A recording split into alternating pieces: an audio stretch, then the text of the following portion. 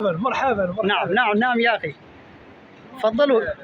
هذه المكان أنت تقف مباشرة أمام مسجد الحسن الثاني. نعم. الذي بني على شاطئ المحيط الأطلسي. نعم. هذه النقطة هي آخر نقطة في العالم الإسلامي. عندما تسمع القولة المشهورة من المحيط إلى الخليج، المحيط هو هذا. البحر هو هذا.